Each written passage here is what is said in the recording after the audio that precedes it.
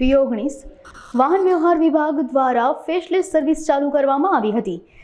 રાજકોટ આરટીઓને ફેશલેસ સેવા ફળી હતી। અરજદારોને ઘરે બેઠા લાયસન્સ અને વાહન સંબંધિત કામો કરાવી શકે તેવા ઉદ્દેશ્ય સાથે શરૂ કરાયેલી સર્વિસનો રાજકોટના 1,35,481 લોકોએ લાભ લીધાનું આરટીઓએ જાહેર કર્યું છે। તેમજ ડ્રાઇવિંગ લાયસન્સ સંબંધિત સર્વિસમાં learning licence, licence copy, driving licence renew, સરનામું બદલાવવું, ઇન્ટરનેશનલ ડ્રાઇવિંગ લાયસન્સ પરમિટ સહિત સેવાઓ માટે ફેશલેસ સર્વિસ હેઠળ 76,256 લોકોએ અરજી કરી હતી, જે પૈકી 98% એટલે કે 75,423 અરજીઓનો નિકાલ થવા પામ્યો છે। જ્યારે વાહન સંબંધિત સર્વિસ માટે ફેશલેસ હેઠળ 59,225 અરજીઓ કરવામાં આવી હતી, જે પૈકી 58,618 અરજીઓનો નિકાલ કરવામાં આવ્યો હતો। વર્ષ દરમિયાનની કામગીરીની આપણે વાત કરીએ તો આરટીઓ કચેરી દ્વારા એન્ફોર્સમેન્ટની કામગીરી કરવામાં આવતી હોય છે। એન્ફોર્સમેન્ટની કામગીરીની અંદર ઓવરલોડ છે, ઓવર ડાયમેન્શન છે, પરમિટ વગરના જે વાહનો છે, સીટ બેલ્ટ વગરના વાહનો જે છે, હેલ્મેટ જેને ના ભર્યો તેવા વાહનો છે કે જેને લાયસન્સ ના આવે તેવા પણ પ્રકારના વ્યક્તિઓને દંડની કાર્યવાહી કરવામાં આવી છે।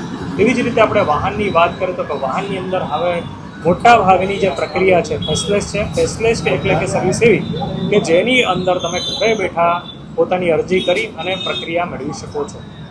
ફેશલેસ સર્વિસીસની આપણે વાહનની અંદર વાત કરીએ તો એમાં છે તમારું નામ ચેન્જ કરાવવું, વાહન ટ્રાન્સફર કરાવવું કે તમારું એડ્રેસ ચેન્જ કરાવવું કે વાહનની પરમિટ મેળવવી, એ પણ તમે ઘરે બેઠા તમામ પ્રક્રિયા પોતાના આધાર ઓથેન્ટિકેશન સાથે કરી શકો છો। એવી જ રીતે આપણે સારથીની વાત કરીએ, સારથી એટલે કે લાયસન્સને લગતી વિગતોની વાત કરીએ તો લાયસન્સને લગતીની વિગતની અંદર આપણે જો વાત કરીએ, જો તમારું લાયસન્સ એક્સપાયર્ડ થઈ ગયું હોય અને વિધિન 1 વર્ષની અંદર જો તમે રિન્યુઅલ કરાવવા માંગતા હોય તો ઘરે બેઠા તમે આધાર ઓથેન્ટિકેશન સાથે તમે રિન્યુઅલની પ્રક્રિયા કરી શકો છો। એવી જ રીતે એની અંદર પણ તમે એડ્રેસ ચેન્જ કરાવી શકો છો, નેમ ચેન્જ કરાવી શકો છો અને બીજો ક્લાસનો પણ ઉમેરો। ક્લાસનો ઉમેરો એટલે કે માની લો કે તમારી પાસે 2 વ્હીલર હોય અને એની અંદર તમે 4 વ્હીલરની એન્ટ્રી કરાવવા માંગતા હોય અને 4 વ્હીલરનું લર્નિંગ લાયસન્સ ઘરે બેઠા મેળવવા માંગતા હોય તો તમે એનો પણ એડોન ક્લાસ તરીકે ઉપયોગ કરી શકો છો। આ બધી પ્રક્રિયાઓ ફેશલેસ છે, જેની અંદર તમારે આરટીઓ કચેરીની મુલાકાત લેવાની રહેતી નથી। 2024ની આપણે વાત કરીએ તો સારથી અને વાહનની અંદર 98 to 99% ફેશલેસ અરજીઓ થઈ છે કે જેની અંદર